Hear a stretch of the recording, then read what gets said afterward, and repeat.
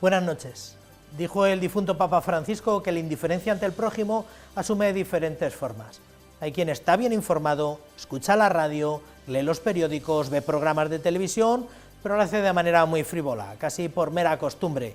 Esas personas conocen vagamente lo que es la humanidad, pero no se sienten comprometidos, no viven la compasión. Esta es la actitud de quien sabe, pero tiene la mirada, la mente y la acción dirigida hacia sí mismo. Les proponemos una nueva entrega de Crónica de la Iglesia, de Vida Eclesial, en un nuevo programa de este formato con el que queremos, además de tenerlos informados, movidos al compromiso, tratando de cambiar nuestra forma de acercarnos a la Iglesia local, desde la misericordia siempre. Comenzamos.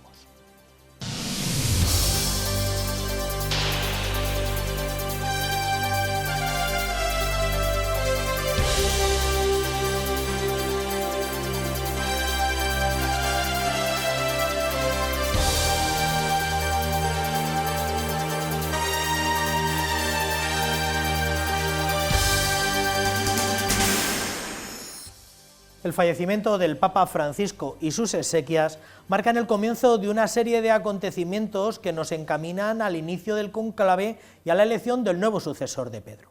La sede vacante, que sigue a la muerte o renuncia de un papa, es un momento clave en la vida de la Iglesia. Las normas que rigen este periodo están estrictamente definidas y dejan poco margen a la improvisación.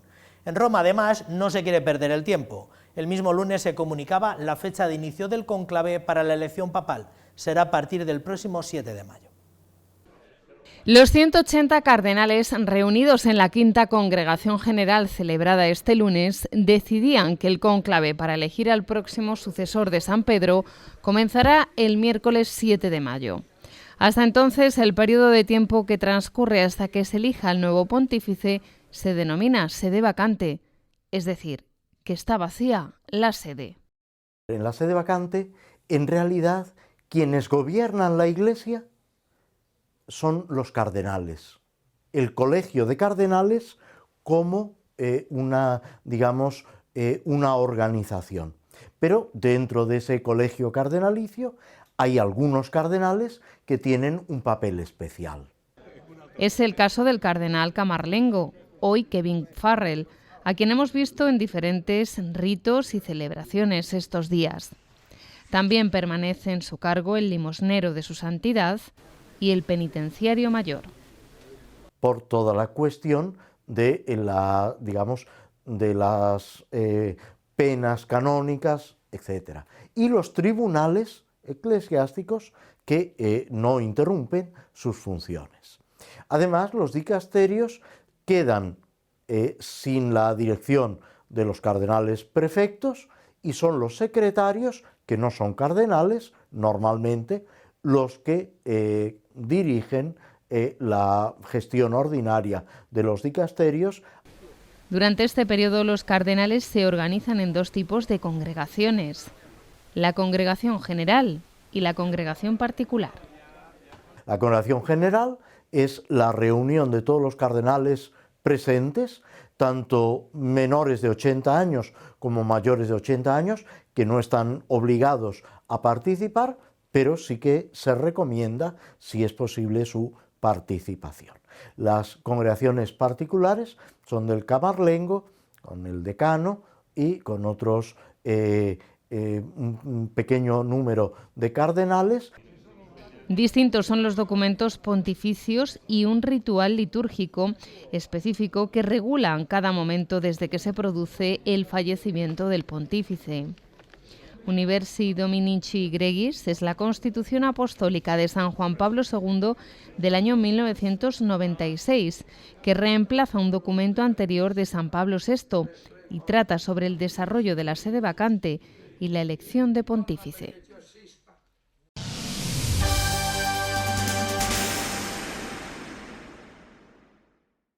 Esta es la juventud del Papa. Ese grito que millones de jóvenes han coreado a lo largo de estas últimas décadas volvió a resonar este fin de semana en Roma, pero esta vez lo escuchamos en labios de los más jóvenes de nuestras comunidades parroquiales y de nuestros colegios diocesanos, los adolescentes. Fueron varios los centros educativos de la Archidiócesis, Infantes o Santa Clara, que tenían previsto participar del jubileo de adolescentes y canonización de Carlo Acutis y acabaron acompañando a la Iglesia en un momento único de paso y renovación, y además ganaron la gracia del jubileo. Me he sentido muy impresionado porque además, después de haberle visto hace unos años en persona, pues la impresión es más grande. Y bueno, pues muchas gracias. Así expresaban esta mañana estos jóvenes la experiencia que ha supuesto para ellos rezar ante el féretro del Papa Francisco en la Basílica de San Pedro. Acabamos de pasar a despedirnos del Santo Padre. Llevamos aquí desde ayer que llegamos y la verdad que la experiencia pues está siendo pues muy bonita, ¿no? Ver aquí a toda la iglesia reunida. Es verdad que nosotros veníamos para encontrarnos con todos los adolescentes en el jubileo de los adolescentes, esa convocatoria que había hecho el Papa Francisco, que de repente nos hemos visto sorprendidos por la noticia de su muerte. Aplazado el jubileo de los adolescentes y la canonización de Carlo Acutis para este domingo, estos 50 escolares toledanos lamentan no haber podido participar en este gran acontecimiento. A mí me ha dado pena porque quedaba poco para el jubileo y me hubiera gustado verle así, feliz, pero también me ha dado confianza, ya que ha estado trabajando mucho para mantener toda esta paz y armonía y ha estado conectando mucho con los adolescentes. Sin embargo, estos días en Roma no serán fáciles de olvidar. Conociendo un poco la ciudad, participando de los actos del jubileo y también, como no, pues mañana, si Dios quiere, participaremos en ese funeral del Santo Padre, pues dándole también el último adiós, ¿no? Mañana podrán decir que han participado de un momento histórico para la Iglesia, también para los jóvenes con los que tantas veces se ha encontrado el Papa Francisco. Al verle sí que yo me he sentido un poco mal porque era un papa que se preocupaba mucho por los jóvenes y ya que había organizado todo esto para nosotros, yo personalmente que también lo había conocido, pues sí que me ha dolido bastante esta noticia y pues tampoco me lo esperaba, pero sí que obviamente va a estar en un lugar mejor y nosotros vamos a seguir dando lo mismo que él ha dado por nosotros y por el mundo y la paz. 50 alumnos de segundo y tercero de ESO del Colegio Nuestra Señora de los Infantes comparten estos días en Roma, acompañados de 3 sacerdotes y 6 profesores. Una experiencia que jamás olvidarán.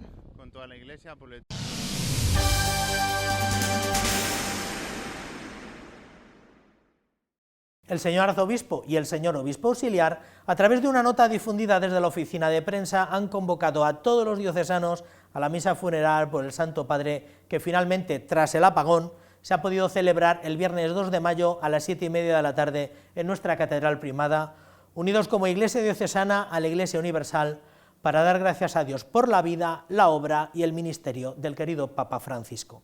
También nos recuerdan el resto de las orientaciones litúrgicas durante el periodo de sede vacante que debemos de seguir.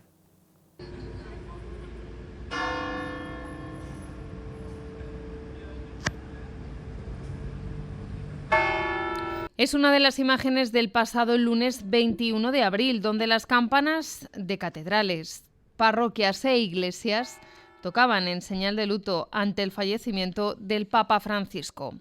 Es una de las orientaciones litúrgicas publicada por la Delegación de Liturgia para el periodo de sede vacante. A través de la liturgia se nos invita a elevar preces al Señor, en la liturgia de las horas, exposición del Santísimo, ejercicios piadosos, y a celebrar, una vez que comience el cónclave, la misa que se llama para elegir al Papa, ¿no? Bueno, pues con esta intención.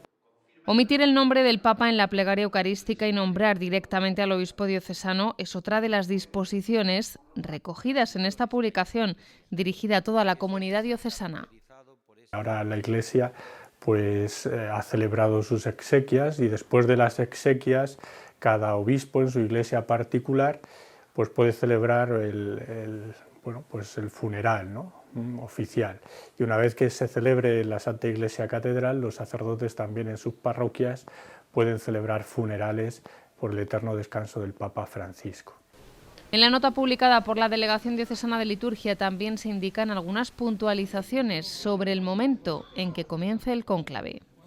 También esta Iglesia nos pide que nos pongamos en oración, ¿no? En oración a este Espíritu Santo, que es el que va a suscitar en la mente y en el corazón de aquellos que van a elegirlo entre los cardenales, pues bueno, pues cuál tiene que ser aquel que rija nuestra Iglesia, gobierne la Iglesia, conduzca a la Iglesia en este nuevo milenio, en este tiempo de esperanza.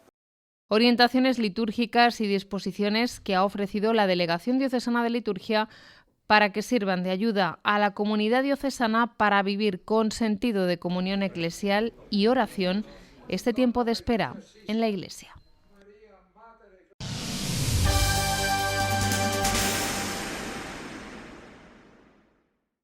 El señor arzobispo don Francisco inauguraba este miércoles pasado Guardianes de la tumba de Cristo, 800 años de los franciscanos en Tierra Santa.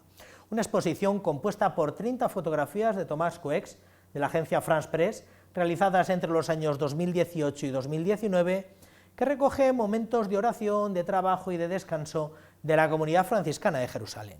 La muestra podrá visitarse hasta el 20 de junio en el perímetro exterior del Colegio de Infantes y la parroquia de San Julián, en la Avenida de Europa.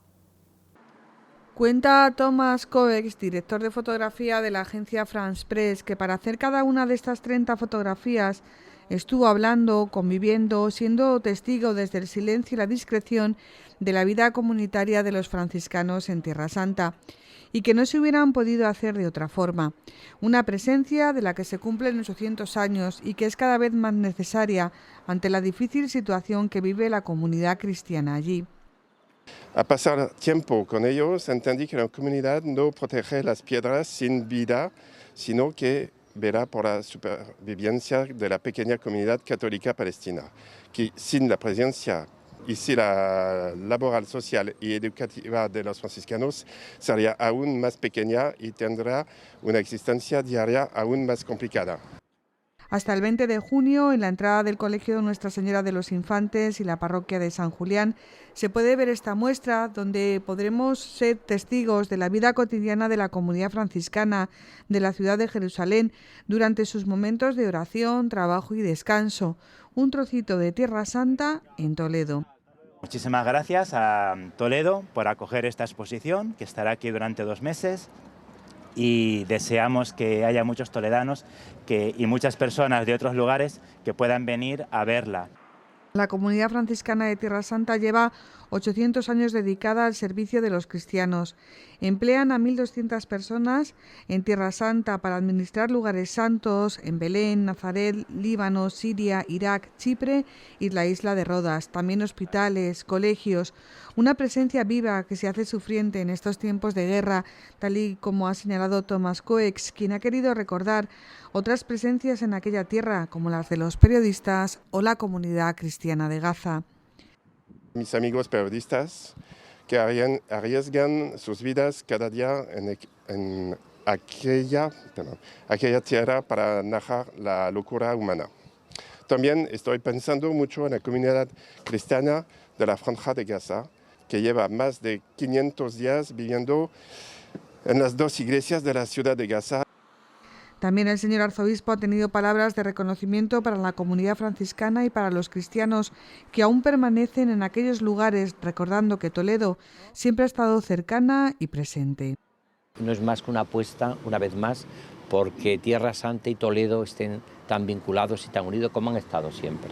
Y ahora ya con esta capilla en Besajur, en Belén, en el Campo de los Pastores, pues realmente la unión ya es total.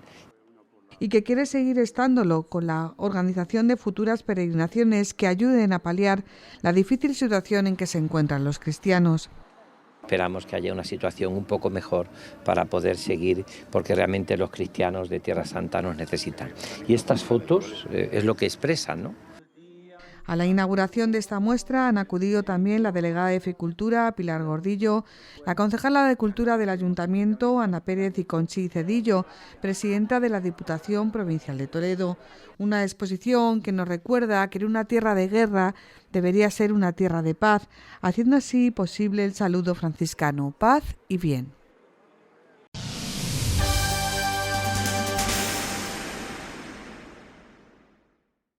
Pues ya ven, la noticia de estas 2 últimas semanas ha sido el fallecimiento del Papa Francisco, por el que seguimos rezando, cada uno de nosotros particularmente y la diócesis de una manera más institucional. Estamos en este periodo de sede vacante y todos anhelamos pues el inicio del nuevo cónclave para la elección de alguien que se ponga en la sede de Pedro y que sea el siervo de los siervos de Dios, para hablar de cómo tenemos que vivir, para ilustrarnos o para ayudarnos a vivir este periodo entre pontificados. Tenemos el privilegio de contar esta noche con nosotros con el señor arzobispo de Toledo, que es don Francisco Cerro Chávez. Don Francisco, buenas noches. Buenas noches. Muchísimas gracias por habernos dado un momento de su abigarrada agenda. ¿Cómo ha vivido esta semana atrás el fallecimiento del Papa Francisco y su entierro al que pudo asistir? Pues yo creo que lo hemos vivido como todos, de una manera inesperada. O sea, no pensábamos, después de haberle visto ese día, pues aunque sea con poca voz, pero felicitando las Pascuas y bendiciendo, no pensábamos que iba a ser y que iba a tener un desenlace tan rápido, ¿no? Yo me acuerdo que estaba en la capilla rezando cuando me llamaron y me lo comentó un vicario de una diócesis de España, me llama para felicitarme y me dijo, pues están diciendo ahora que acaba de morir el Papa Francisco. Y bueno, me llevó de muchísima sufrimiento y dolor, porque yo creo que con el Papa Francisco estos años ha sido para mí una persona, como siempre, como el sucesor de Pedro, y mi comunión con Pedro siempre ha sido clave en mi vida, pues ha sido para mí, fue impactante y doloroso, pero también, bueno, pues siempre he vivido todo con la esperanza cristiana, ¿no? Recuerdo que alguien me decía, no decimos a la gente que se muere te acompaña en el sentimiento, sino te acompaña en la esperanza, ¿no? Creo que ha sido un acompañamiento en la esperanza. Tuvo oportunidad de asistir al entierro, que se convirtió también pues, en un evento muy diocesano, presidió a los diocesanos que andaban por allí, en la que aspiraba a ser la presumible canonización de Carlo Acutis y jubileo de adolescentes, que al final se convirtió. ¿Cómo vivió? La verdad es que se llenó Roma de chavales, de jóvenes, de chicos y chicas, y entre ellos hubo muchos de nuestra archidiócesis de Toledo. Estuve con las dos realidades que había, de distintas, el Colegio Infantes, el Colegio de Ocaña, Yepes, o sea, de distintas parroquias hubo un grupito, vamos, numeroso. Con unos celebramos la Eucaristía en Santa María la Mayor, muy cerquita, donde iba ahí el Papa, iba a ser enterrado al otro día. Y por otra parte también tuvimos una de las parroquias de Roma, donde el Colegio Infantes también estaban allí viviendo, pues tuvimos una celebración, sobre todo confesamos un rato largo a los chicos y chicas que quisieron, ¿no? Pero vamos, yo creo que se convirtió todo Roma en una especie como de expresión de la Iglesia y de la humanidad ante la muerte de un Papa tan querido como ha sido el Papa Francisco. Y bueno, pues se veía, claro, muchos habían ido, es verdad, para la canonización de Carlos Acutis, también un santo muy querido, pero yo creo que había un sentir general de afecto, de cariño y de una vivencia muy unida a este gran Papa que ha sido Francisco. Ahora la Iglesia está viviendo, y aquí la Archidiócesis vive este periodo tan inusual que se llama sede vacante, que es un periodo entre pontificados, a falta de que se convoque, bueno, que se inicien los trabajos del cónclave. ¿Cómo diría usted a los diocesanos, con qué temperatura tienen que vivir los diocesanos este periodo de sede vacante? ¿Cómo tenemos que vivir el cónclave?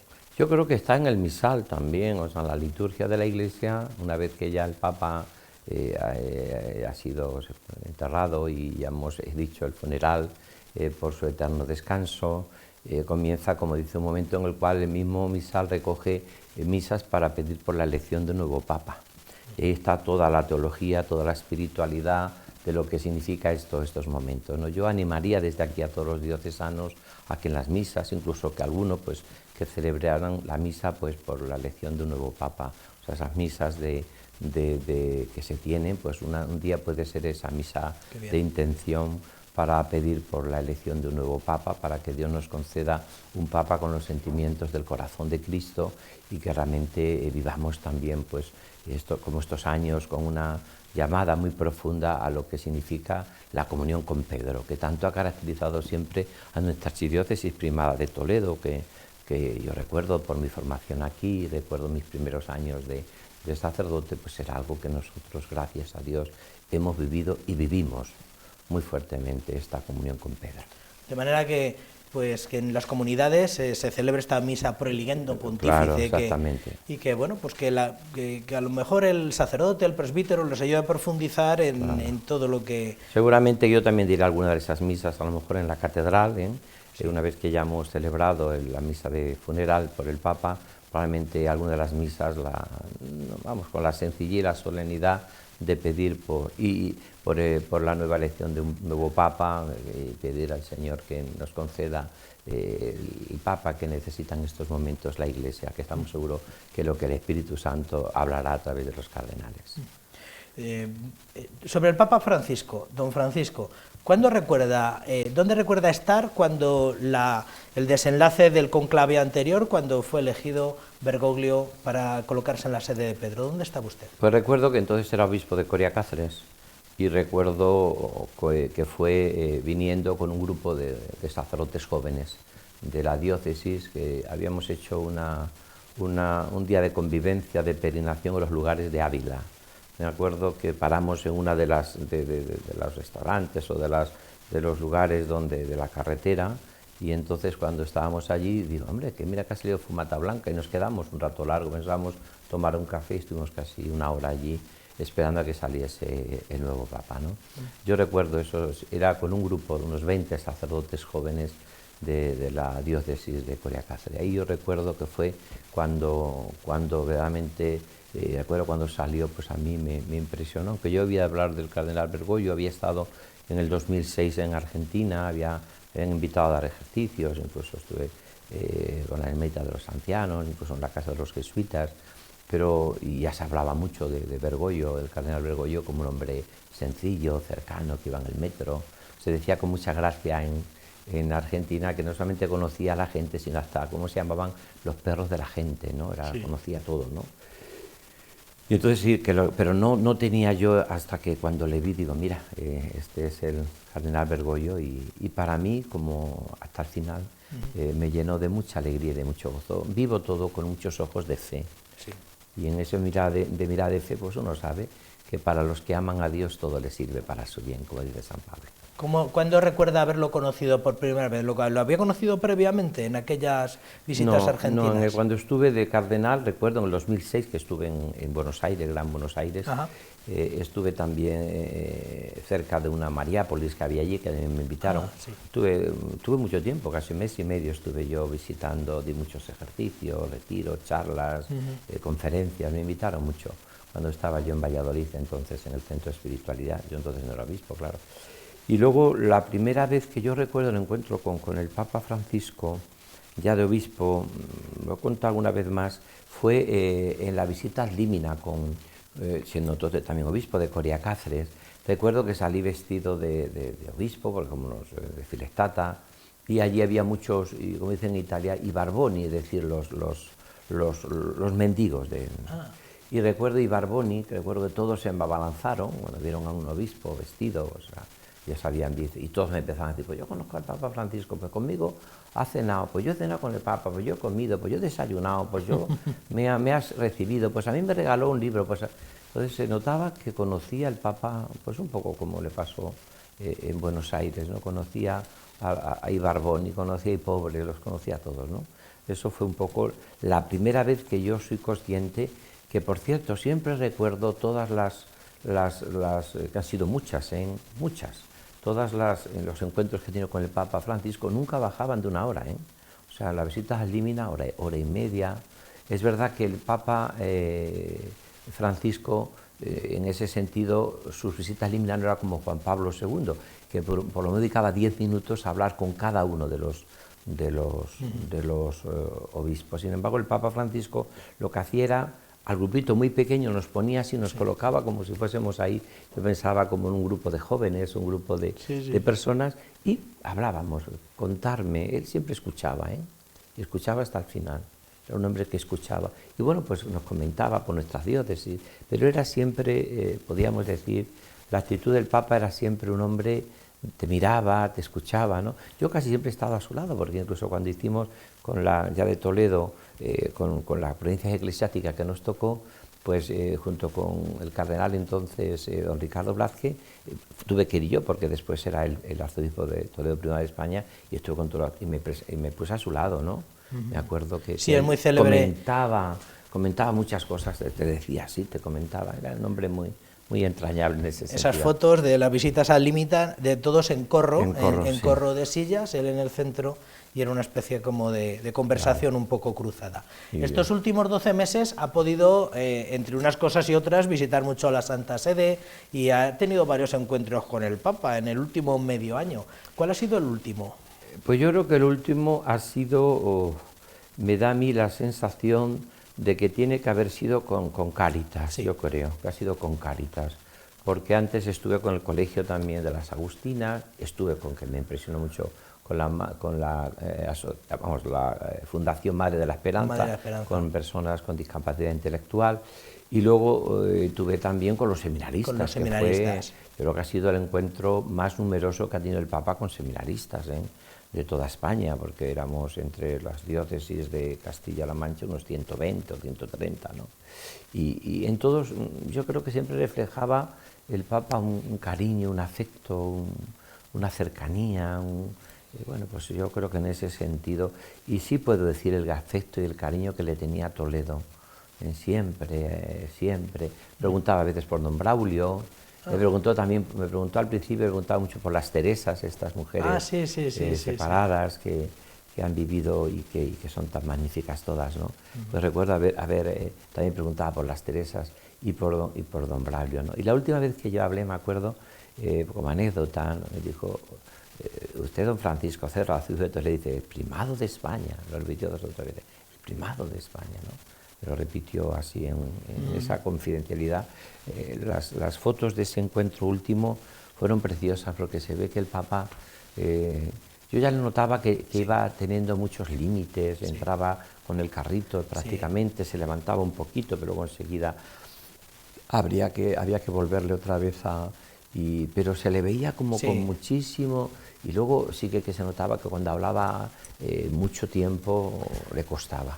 Pero el carácter, menos viveza, se le notó mucha menos viveza. Claro, pero se le notaba con una sencillez, ganaba luego mucho. O sea, en el contacto con la gente, en el contacto con las... me acuerdo una cosa que me sorprendió, fue que en 2 de las últimas que estuve, citó una preciosísima oración que yo cité en uno de mis primeros libros, En busca de ti, que era la oración de Santo Tomás Moro, Dios que me dé una buena digestión, que me dé sentido del humor.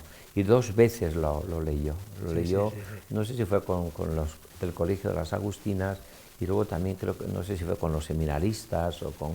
el Papa pues leyó esa oración, siempre pidiendo el sentido del humor, que es el sentido del amor, claro. El En busca de ti fue un clásico en el seminario de los años 80, que estaba en Editorial Tau, que yo no sé si quedará alguna existencia Bueno, luego lo publicaron otras editoriales, y sé que por México se vendió muchísimo, sigue. Se ha hablado mucho de que el Papa en sus encíclicas citaba muchas fuentes documentales, lejos del estilo anterior de citar solamente patrística y Sagrada Escritura. El Papa Francisco pues ha citado muchos documentos de conferencias episcopales, pues informes de agencias de Naciones Unidas, cuando ha hablado del ecologismo. De eso se ha hablado mucho, de que él ha tratado de tender puentes en su manera de buscar fuentes documentales, pero poco se ha hablado de que le cita usted en su última encíclica. Cita una obra suya. ¿Cómo ha vivido esto? Pues con mucha alegría, con mucho gozo. Cita, sobre todo el que más cita es a un teólogo español, Olegario González de Cardenal, que es muy bonita esa cita porque habla de lo humano, de cómo se aprende a través de la teología, de la espiritualidad, de todo lo humano. El Papa es muy de eso, de lo sencillo. Pero luego también es verdad que me cita, creo que es el número 225 de las últimas citas del Papa, y a mí me sorprendió porque podía haber citado, como has dicho tú muy bien, podía haber citado hasta Apostólica Sedis, porque es una serie de documentos que yo recibí cuando estaba en Valladolid, y lo fuimos a investigar cada vez más, lo fuimos cada vez enriqueciendo cada vez más con todo lo que los papas iban escribiendo sobre el corazón de Jesús, ¿no? Y bueno, pues también al final me ayudó Víctor, para que también entre los dos, y ha sido un libro muy citado, no solo por el Papa en estos documentos, sino casi en todo, quizás por eso el Papa lo citó, casi en todo lo que se ha escrito últimamente sobre el corazón de Jesús se cita esta fuente, porque están recogidas todos los grandes documentos y encíclicas y homilías y todo sobre el Papa, sobre el corazón de Jesús, escrito desde el magisterio de la Iglesia.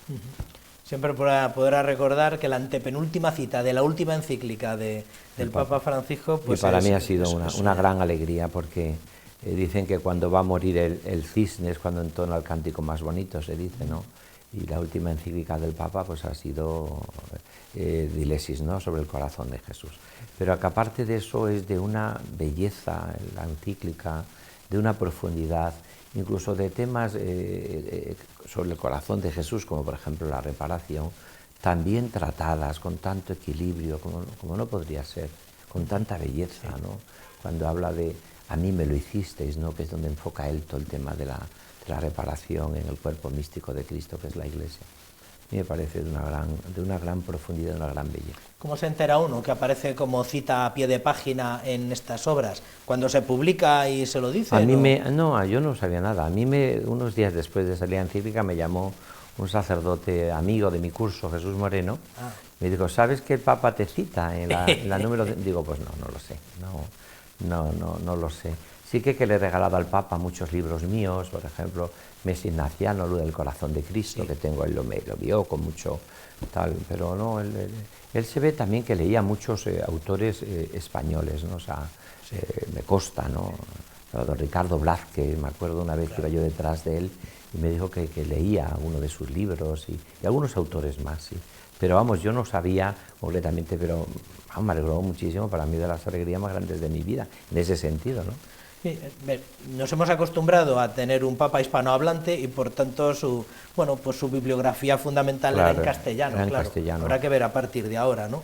A ver cómo queda el asunto. Se lo han preguntado muchas veces, en muchos foros, en estas últimas 2 semanas, ¿cuál cree que es el legado del Papa Francisco? A pocos días de haberlo puesto en manos del Padre, ¿cuál es el legado para una primera mirada sobre su legado? Yo creo que es un Papa pastor, con entrañas de misericordia, un Papa que abre el corazón y abre la Iglesia, y un Papa que ama profundamente aquello que le dijo este cardenal brasileño cuando no te olvides de los pobres. Yo creo que eso es un poco lo que el Papa... El legado tiene que ser lo que siempre han sido los papas, renovación con continuidad con renovación. La Iglesia no puede salirse de lo que es esencial en el mensaje revelado y lo que es el magisterio de la Iglesia de siglos y lo que es la tradición con mayúscula, ¿no? Y por lo tanto estará en esa línea. Recuerdo que cito mucho a Chesterton cuando decía que la tradición con mayúscula, la auténtica, lo que transmite es el fuego del amor de Dios, es el fuego de la verdad, el fuego de la pasión por el Señor y por el Evangelio, ¿no? Cuando no se transmite eso, hay el peligro de que se piense que lo que hay que transmitir es ceniza. Y no hay que transmitir la ceniza, sino el fuego del amor de Dios, el fuego de la vida, el fuego de la Trinidad, el fuego de la revelación, ¿no? Entonces yo creo que eso va a ser un poco lo que va a ser el Papa, será el sucesor de Pedro, pues será un hombre... Es verdad que si uno va a ver los últimos papas, como ha pasado tantas veces, ¿no? El Papa San Pablo, que todos santos, por cierto, San Pablo VI, el diálogo, Ecclesia Sua, el hombre que es capaz de respirar con los 2 pulmones, de una profunda actitud evangélica, pero por otra parte el hombre de Popular en Progreso, del servicio a los pobres, al servicio también ya de Evangelii Nunciandi, que ha sido probablemente el documento después del Vaticano II más publicado, ¿no? Pero uno ve, por ejemplo, también junto con eso, ve el Papa misionero, el Papa de las certezas, que era Juan Pablo II, o el maestro de la interpretación, que era, sin lugar a dudas, Benito XVI, o la sonrisa incluso de Juan Pablo I, que fue... Pues ve y claro, descubre que lo que ha hecho el Papa Francisco ha sido pues un Papa, para mí, el Papa pastor, o sea, el pastor que abre su corazón, y eso se ha visto estos días, le quería la humanidad, le quería a la gente. ¿Quién ha sido capaz de reunir en un funeral todo lo grande de la humanidad y de esa manera vamos, es que estaba representado todo el mundo? Hemos vivido, con permiso del difunto Benedicto XVI, mucha conexión con el entierro de San Juan Pablo II, claro, con todo cómo se vivió. Estos días atrás, don Francisco, llamamos al canal de televisión Vaticana por razones de retransmisión y de señal, y cada vez se pone alguien distinto al teléfono, pero cuando uno dice que llama desde Toledo, ellos reconocen siempre, somos muy reconocibles y ellos... uno entiende que ellos entienden que vivimos sintonía con lo que pasa en Roma. Podemos decir, don Francisco, que la archidiócesis ha vivido sintonía con todo lo que proponía el Papa Francisco, ¿verdad? Total, es decir, yo creo que ha sido una comunión total y absoluta, ¿no? Yo le dije a don Marcelo, cuando me ordenó de sacerdote, que mi vida estaba centrada sobre todo como sacerdote entonces, ¿no? Yo era diácono y me iba a ordenar de presbítero, ¿no? En una profunda deseo de unión con Cristo, para mí la vida de oración, y segundo, con una comunión plena con Pedro, sea quien sea, Pedro. De hecho, el sucesor que va a ser ahora es el sucesor de Pedro, que el último ha sido el Papa Francisco, ¿no? Entonces yo creo que en ese sentido Toledo se ha caracterizado siempre por la comunión con Pedro, siempre se ha caracterizado, en todo. El día que no se viva esa realidad, perdería Toledo lo que ha sido y lo que es como la primada de España, ¿no? Perdería un poco la conexión con Pedro, el amor a Pedro, y de hecho, fijaros la cantidad de sacerdotes que tenemos nosotros en Roma trabajando, muy valorados todos, ¿no? O estudiando en Roma, que todavía seguimos manteniendo un grupo muy numeroso, que en el fondo es una comunión con Pedro y con la Iglesia en Roma, ¿no? Bueno, más allá de la peregrinación diocesana a Roma, ya para junio, que ahora tiene un nuevo aliciente y bueno, pues hemos tratado de presentarla todo lo que hemos podido y alentar, y yo entiendo que ahora pues tendrá nuevos alicientes porque ya habrá un nuevo pontífice. Emplazamos a la gente a las 2 citas de mayo. En primer lugar, el Jubileo de los Sacerdotes, el próximo jueves, 8 de mayo, ¿verdad?, en la Catedral, que es una cita jubilar, no solamente para los que hacen bodas de oro, plata, diamante, platino, sino todo el que pueda, todo el que quiera se podrá incorporar, ¿verdad? Invito a todos los sacerdotes a esta jornada que es clásica, no solo en el presbiterio de Toledo, sino en toda España, ¿no? San Juan de Ávila es el patrón del clero español, así que invito a todos a estar allí. Además, este año va a ser el jubileo de los sacerdotes diocesanos, por lo tanto, luego iremos también don Francisco César, el obispo auxiliar, un servidor, iremos a Roma en junio al jubileo también de los sacerdotes, de los seminaristas y de los obispos.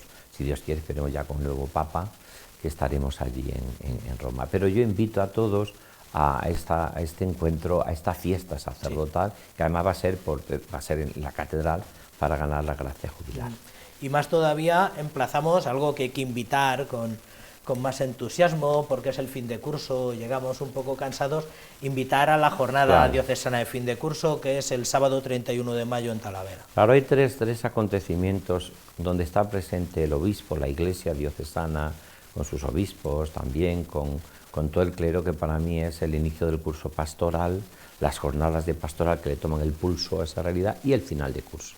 Este año va a tener esa novedad de que, como tenían organizado en Talavera un acontecimiento magno de todas las vírgenes, patronas de aquella vicaría, pues dijimos, ¿para qué montar? Como decías muy bien, quizá la gente ya llega cansada, otra vez otro. Entonces vamos a sumarnos allí los que quieran, nos sumamos a este magno acontecimiento, tendremos la Eucaristía con el obispo y después tendremos alguna cosa más, comeremos por allá y prácticamente eso será. Porque también, como estamos en el sínodo diocesano y ya estamos dando los primeros pasos de los grupos sinodales, aunque todavía se están reuniendo las comisiones, y que querríamos sobre todo dar el pistoletazo final cuando estemos en Roma y cuando allí en la Basílica de San Pedro, unido a Pedro, ojalá el Papa próximo pueda presidir la misa en rito mozárabe, pues tendremos empezar ya todas las realidades de los grupos sinodales, tenemos todo el verano y principios de curso, para luego tener, cuando tengamos el primer curso, ya que ya estén formados la mayoría de los grupos sinodales, que esperamos llegar a tener muchísimos, porque realmente, tal como hemos planteado el sínodo diocesano, y en esta línea también un poco del Papa Francisco, que ha sido siempre un hombre de la comunión a través de la sinodalidad, porque no se puede separar comunión y sinodalidad. no se puede separar. Bueno, pues me comentaba que además de su abigarrada agenda diocesana, le toca ser el consagrante principal del obispo electo de Albacete, porque el nuncio está de mudanza, claro, y los cardenales, claro, están muy liados en Roma, y le toca a usted consagrar. Pues si Dios quiere, me hace mucha ilusión, porque sí, Albacete es una de las forma parte de la provincia eclesiástica de Toledo. Iremos allí, si Dios quiere, el sábado a la ordenación episcopal. Ya he ordenado a algún obispo, por ejemplo a don Francisco César, y he estado de consagrante principal en muchas ordenaciones, porque ha habido muchos, incluso todos los que están ordenados de nuncios aquí en Toledo, sí, los ordenó Parolín, pero hemos estado muchas veces, sí, entonces sí. He estado, pero a mí me hace mucha, yo creo que es lo más propio del sucesor de los apóstoles, de un obispo, sí, ¿no? La transmisión apostólica a través de la imposición de manos de la ordenación. Por lo tanto, para mí es un motivo de muchísima alegría máxima, que además en Albacete pues ha estado nuestro querido don Ángel Fernández, que por razones de salud tuvo que dejarlo, pero también pues, es una forma también de una aportación que hace nuestra querida archidiócesis de Toledo a esta querida diócesis hermana. Pues muchísimas gracias, don Francisco, por dedicarnos su tiempo, por darnos la temperatura eclesial con la que tenemos que vivir y por transmitirnos la comunión con Jesucristo. Muchísimas gracias. Gracias a ti, José María. Muchas gracias.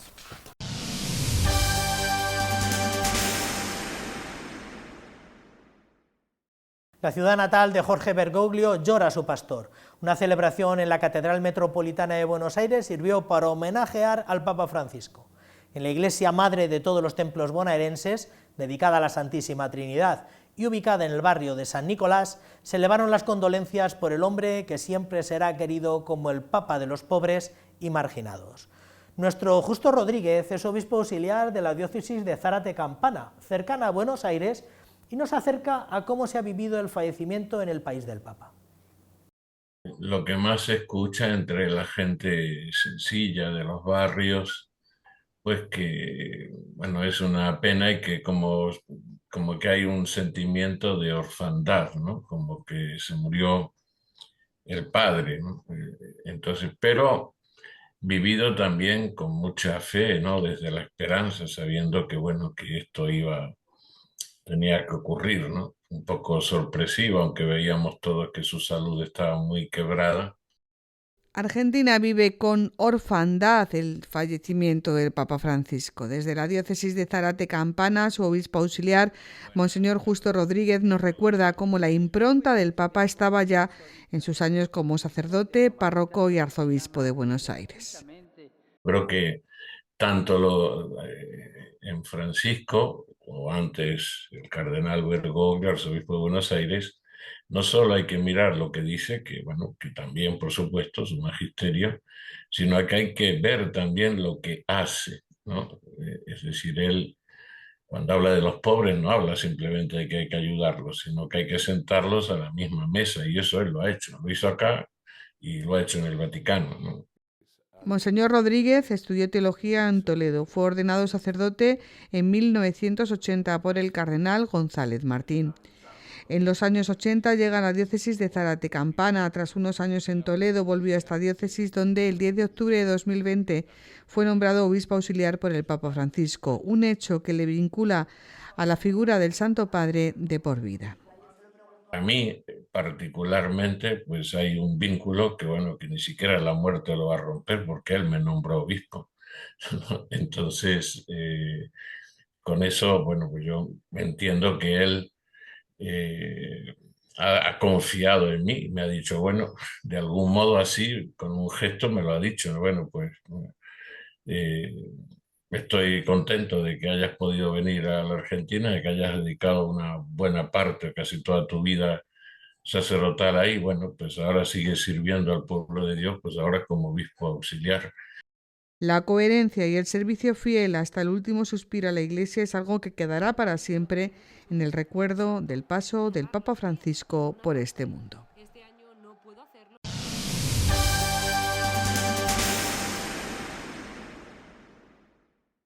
Para siempre quedará la frase pastores con olor a oveja, una metáfora popularizada por el Papa Francisco para describir la forma en que los responsables religiosos deben ser, especialmente pastores. Significa estar en contacto cercano con la gente, preocupándose por sus necesidades y problemas y siendo accesible para ellos. Es una forma de decir a los ministros ordenados que deben ser humildes y estar al servicio de su comunidad como un buen pastor que cuida de su rebaño. La expresión hizo fortuna y se ha convertido en una especie de santo y seña distintivo. Pastores que huelan a oveja.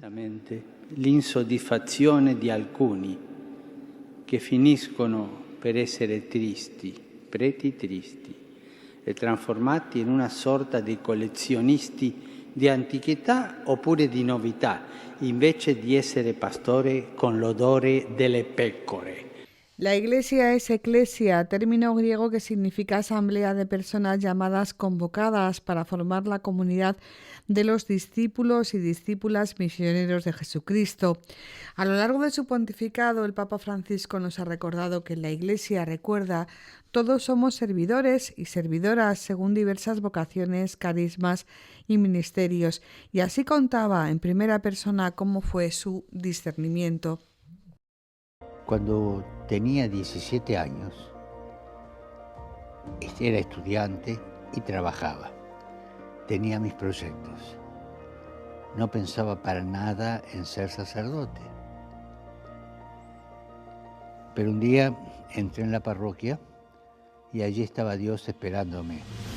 La vocación se realiza en la vida de los cristianos laicos y laicas, comprometidos a construir la familia como pequeña iglesia doméstica y renovar los diversos ambientes de la sociedad con la levadura del Evangelio.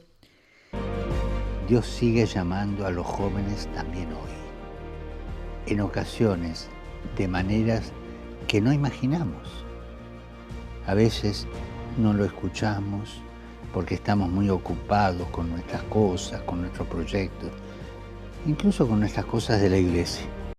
Pero también el testimonio de las consagradas y de los consagrados entregados totalmente a Dios por los hermanos y hermanas como profecía del reino de Dios, en los ministros ordenados, diáconos, presbíteros y obispos. Es un diamante en bruto, que hay que pulir, trabajar, al que hay que darle forma en todas sus caras. Y solo en la relación con todas las demás, cada vocación específica en la Iglesia se muestra plenamente con su propia verdad y riqueza, porque la Iglesia, con todas las vocaciones unidas y diversas, en armonía y a la vez en salida, para irradiar en el mundo la vida nueva del reino de Dios. Un buen sacerdote, una monja, deben ser primero de todo un hombre o una mujer formados, trabajados por la gracia del Señor. Personas conscientes de sus límites y dispuestas a llevar una vida de oración, de dedicación al testimonio del Evangelio. Su preparación tiene que ser integral, debe desarrollarse ya desde el seminario y el noviciado, en contacto directo con la vida de las demás personas. En sus mensajes, el Papa Francisco no se olvidó tampoco de los diáconos. Los diáconos no son sacerdotes de segunda categoría. Forman parte del clero y viven su vocación en familia y con la familia. Están dedicados al servicio de los pobres que llevan en sí mismos el rostro de Cristo sufriente. Son los guardianes del servicio en la iglesia. Los presbíteros tienen que fomentar la cercanía con Dios, con los obispos y con el pueblo. Son las palabras que dirigía el Papa Francisco a los seminaristas toledanos en la audiencia del pasado 7 de noviembre. Solo el encuentro persona a persona, un encuentro enamorado con Jesús, puede iluminar, sustentar y sostener el transcurso de nuestra jornada terrena. Ojalá que ese encuentro sea realmente revulsivo, eficaz, que transforme nuestra existencia. Así era el Papa Francisco, un papa con olor a oveja.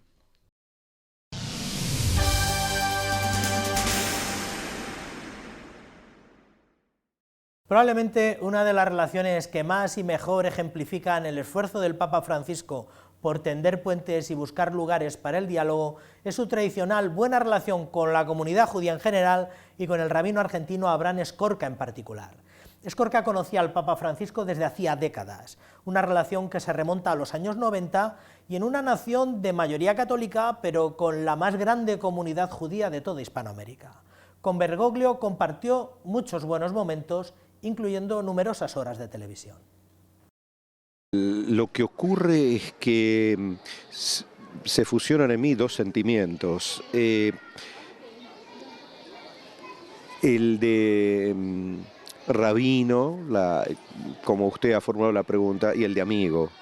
Y esto es bueno que se sepa, una relación, un cariño entrañable, una relación muy profunda a nivel de afecto entre ambos. Así hablaba el rabino Abraham Escorca de su amigo, del Papa Francisco, justo un año después de ser elegido Papa en abril de 2014. Se conocían desde niños, habían compartido juegos en las calles de Buenos Aires y esa amistad ha perdurado a lo largo de los años. El rabino Escorca, siendo rector del Seminario Rabínico Latinoamericano, visitó Toledo y en la sinagoga Santa María la Blanca pudimos hablar de su amistad con el Papa. Un año después de ser proclamado pontífice, su amigo de la infancia aseguraba que nada había cambiado. Creo que sonríe más, pero del alma le sale. Yo tengo que transmitir un mensaje de alegría, la alegría profunda, la alegría del salmista en el Salmo 100, servid a Dios con alegría. Ivdu et Hashem besimcha en hebreo, servid a Dios mediante la alegría. No es una alegría superficial, la alegría del espíritu, la alegría del hombre que siente una presencia de Dios. Y así empieza la carta apostólica, justamente hablando acerca de la alegría. Pero en esencia es el mismo, absolutamente el mismo, no cambió en esencia para nada. La misma humildad, la misma sencillez, el mismo afecto, no se olvidó de sus amigos. Escorca destacaba que en este primer año de pontificado el Papa había conseguido inyectar a la humanidad el sentido de la fe.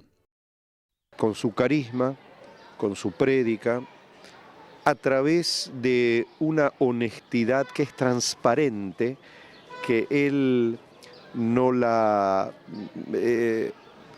manifiesta, sino pura y exclusivamente a través de la transparencia de sus actos, de la integridad de su proceder, se ha instalado como referente de una opción distinta, la opción de la fe, que estaba tambaleando en este mundo.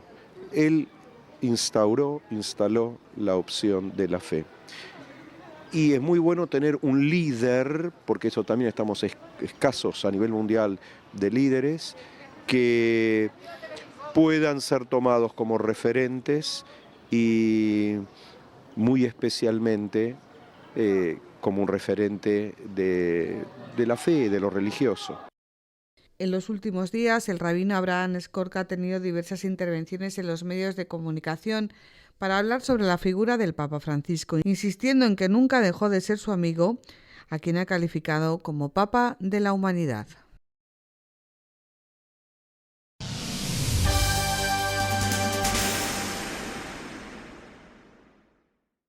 Durante el papado de Francisco, el papel de la mujer en la Iglesia se convirtió en una prioridad apremiante. El difunto pontífice rompió algunas de las más importantes barreras que existían en el Vaticano a la hora de nombrar mujeres para tareas de responsabilidad. Francisco nombró a las primeras mujeres al frente de departamentos de la Administración Central de la Iglesia, a la primera mujer presidenta que gobierna la Ciudad del Vaticano. También nombró a 3 mujeres, las primeras en tener voz en una tarea tan importante como es el nombramiento de obispos. Muchas mujeres son tratadas como material de descarte. En muchas partes del mundo, la mujer es tratada como primer material de descarte. Una iglesia que es madre, son palabras del Papa Francisco que están presentes a lo largo de su pontificado, al igual que la defensa de la mujer y su papel dentro de la sociedad y de la iglesia. El 28 de marzo de 2024, durante la celebración del Jueves Santo, lavó los pies a 12 mujeres en una cárcel de Roma. Entre ellas había también mujeres musulmanas. La situación de las mujeres en sufrimiento, violencia y pobreza fue denunciada en numerosas ocasiones por el Papa Francisco. No les neguemos a las mujeres la voz. No les neguemos a todas estas mujeres víctimas de abuso la voz. Son explotadas, son marginadas. También las mujeres víctimas de la trata. No podemos ignorar que hoy hay esclavitud en el mundo, tanto o más quizás que antes. En 2022 nombró a 3 mujeres, 2 monjas y una laica consagrada como miembros del dicasterio para los obispos. A ninguno lo bautizaron cura u obispo. A todos nosotros nos bautizaron como laicos. Laicos y laicas son protagonistas de la Iglesia. Hoy es especialmente necesario ampliar los espacios con presencia relevante femenina en la Iglesia. Y con presencia laical se entiende, pero subrayando lo femenino, porque las mujeres suelen ser dejadas de lado. Y en enero de este año, Simona Brambilla, misionera, psicóloga y enfermera italiana de 59 años, se convertía en la primera mujer prefecta del Vaticano, al frente del dicasterio para los institutos de vida consagrada y las sociedades apostólicas. También una mujer, española, laica y teóloga, fue elegida por designación del Papa Francisco como madre sinodal, Cristina Hinojés, con voz y derecho a voto en la 16ª Asamblea Sinodal de octubre del 2023 y octubre del 2024 en el marco del Sínodo de la Sinodalidad. Recemos para que en virtud del bautismo los fieles laicos y las mujeres en una manera especial participen más en instancias de responsabilidad en la Iglesia, sin caer en los clericalismos que anulan el carisma laical. Y en sus últimos días, el pasado 16 de abril, miércoles santo, al salir del Hospital Gemelli, dejó dicho: Cuando comandano le donne, le cose vanno. Así era Francisco, el Papa de las mujeres.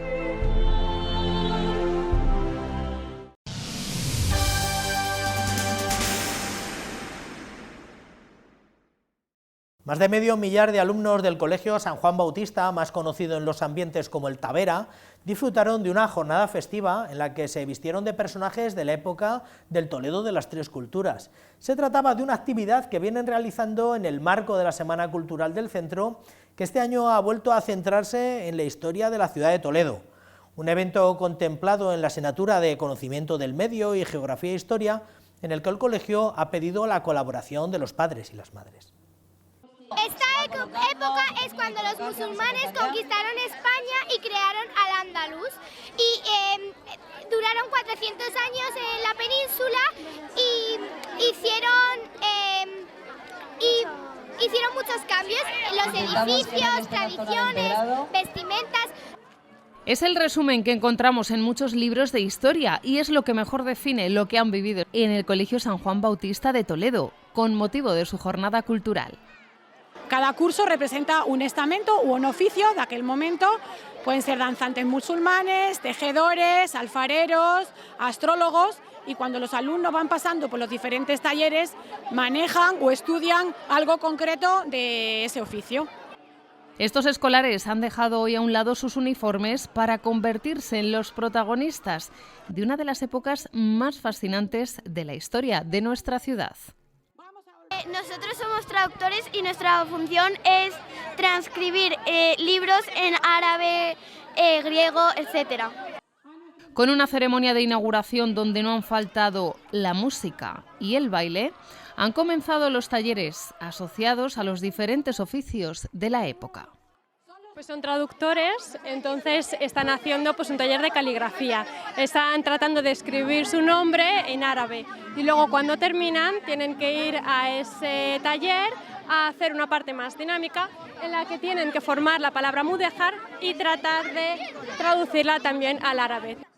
Y en esta época y conviviendo a la vez, nuestros niños van de hebreos, porque es verdad que al final en el mundo de las tres culturas no queríamos perder la la parte de hebrea que tanto para nosotros los cristianos significa. Y estamos haciendo un taller de panderetas, porque es verdad que pues bueno, todo lo que son las religiones al final están envueltos por música, por danza. Traductores, astrónomos, guerreros y escribas han convivido hoy en este centro y han aprendido a valorar y a conocer por qué Toledo es conocida también como la ciudad de las tres culturas.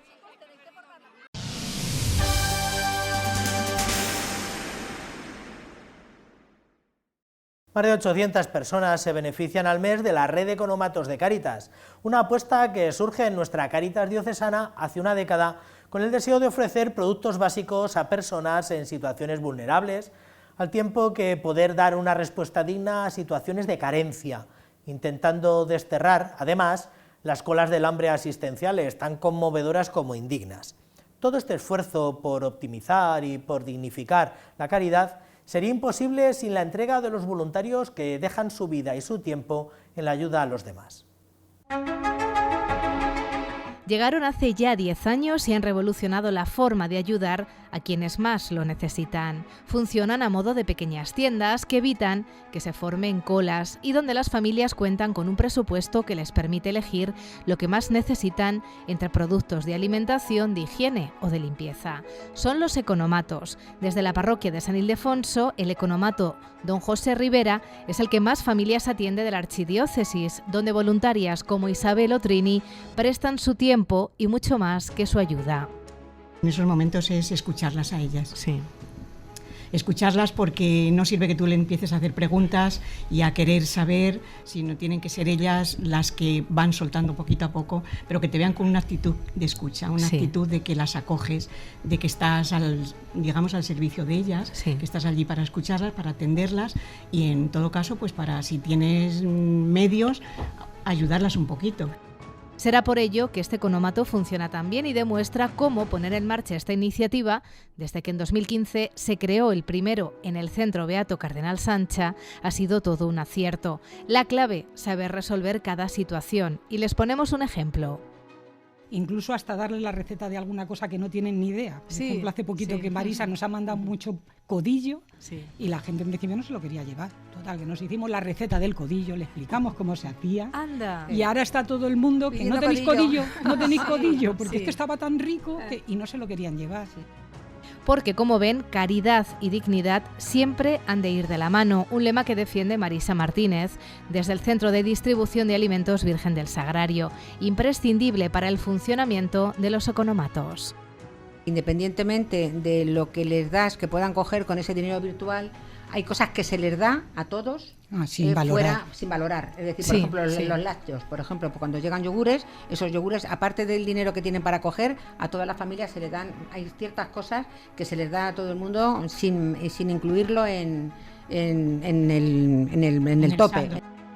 Así de especial es el trabajo adaptado a cada familia y a las necesidades del momento. La red de economatos de Cáritas Diocesana en la Archidiócesis en 2024 benefició a 869 familias al mes.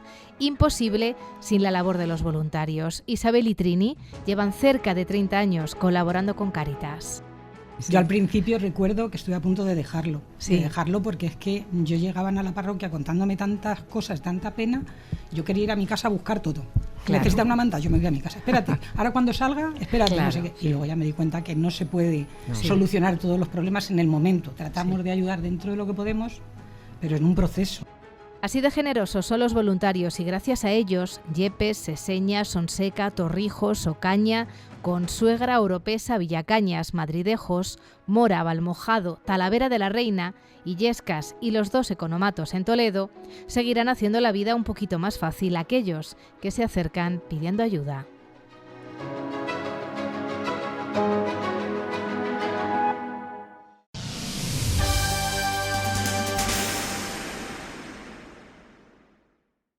Muy bien, pues hasta aquí esta crónica eclesial en esta segunda semana de Sede Apostólica Vacante. Todo esto y mucho más pueden volver a verlo en nuestro canal de YouTube. Permanezcan atentos a la programación que trataremos de ofrecerle desde esta casa, desde Radio Televisión Diocesana, con ocasión del cónclave que nos permitirá ofrecerles un seguimiento sin precedentes de todo lo que ocurra en la Santa Sede. No quería terminar sin recordarles que la única manera de sacar adelante todo esto y mejorarlo como lo estamos intentando hacer es gracias a su colaboración y sus aportaciones. Pueden hacernos llegar sus donativos accediendo a Bizum e indicando el código de la Radio Televisión Diocesana, que es el 10766, y de este modo enviar una cantidad que nos ayude. Muchas gracias a todos los que ya lo van haciendo. Les emplazamos a una nueva entrega de Crónica de la Iglesia ya el próximo fin de semana, haya habido desenlace o no. Hasta entonces, que tengan una buena semana y que sean felices.